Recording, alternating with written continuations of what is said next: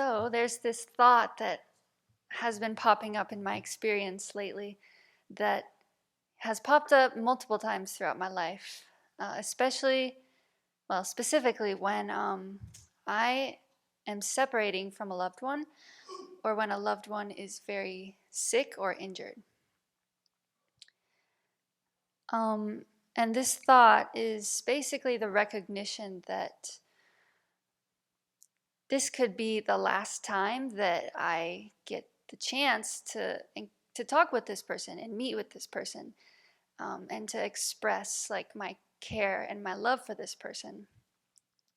Because death could happen at any time, and yeah, I often think about this, and I've experienced before situations where like I knew it was gonna be this was the last encounter, but I didn't say what was really in my heart that I wanted to say.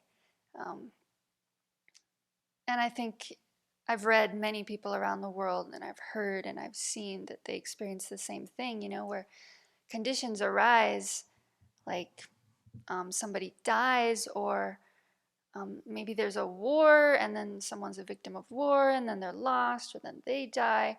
Whatever the situation, samsara, separates people. And then people don't have the chance to say goodbye when there were many opportunities. So for myself, I thought about this, and when these situations occurred, I didn't say what was really in my heart to this person because, due to fear, fear that I wouldn't be well received, fear that, they would reject me or whatever. And there's also some pride involved. I was talking with someone about this recently. The pride of like wanting to look cool and like I'm confident, I've got my feelings under control, like it's all good. Like, yeah, maybe people understand. So yeah, and it's just because at least for myself, and I think a lot of people, maybe the majority of people in the world, it takes a lot of courage to, say what's really on your mind, say what's really in your heart. And it takes a lot of transparency. And yeah, this is something we're learning in NVC, nonviolent communication, right now here at the Abbey. So yeah, even just expressing our love and our care for somebody, a family member or whatever, even just expressing that just once, through a letter, just one time, while they're still alive and while you're still alive, like that can be huge. That can be super impactful, for them and for you or for me. And, or even just expressing how much you care about the other person multiple times, throughout your life, throughout your relationship together, your friendship. There's a monastic here who's shared this a number of times, where she spoke about the relationship between her and her mother. And I found this very moving, where when her mother was alive, every year on her mother's birthday, she would write her a really heartfelt card, just expressing her gratitude and her love for her. Like, thank you, Mom, for like birthing me and for raising me and for everything you've done. And the monastic expressed that this was just like, yeah, really beautiful and connecting, and it was really like enriching for both of them. And when this monastic's mother eventually passed away, the monastic really felt like no regrets, like I've said everything I needed to say. There's nothing left unresolved. And it sounded like it was a really good passing between them. So I want to try this. I have tried this, and I'm doing it more and more. And also recently, some of my family members have been writing these like letters to me or emails expressing like, their love. And I like, with one family member, I knew we had a really close connection. I knew there was a strong bond, and I figured this, but they put it into words, which was really powerful. And yeah, I have that kept away because that was so nice. So yeah, we don't know when someone's going to die. We don't know when we're going to die. This could be our last chance. And it's nice not to have regrets.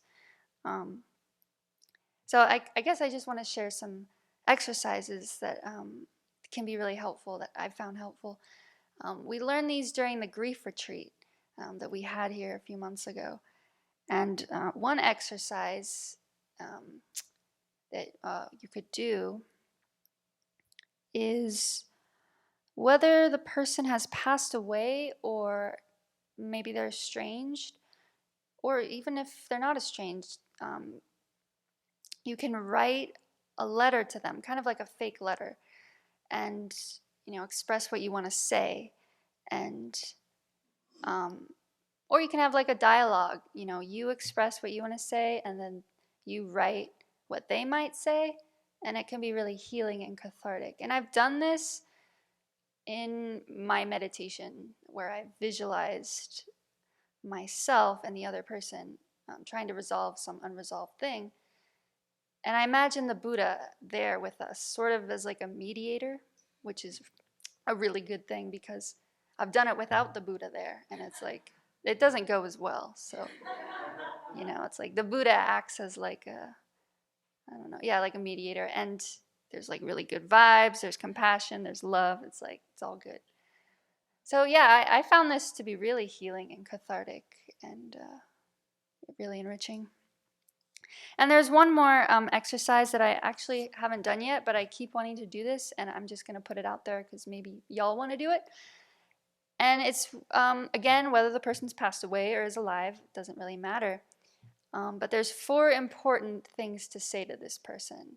And one of them is, I'm sorry, please forgive me.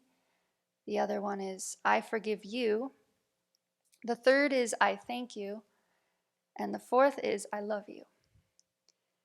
And you can flesh these out however you want, but like this can also be really healing if we need to resolve something. So, yeah, may we all like learn to express ourselves and in positive ways and beneficial ways that, I don't know, reinforce connection. And yeah, may we learn to live with an open heart. This can really help us do that. So hopefully this helps.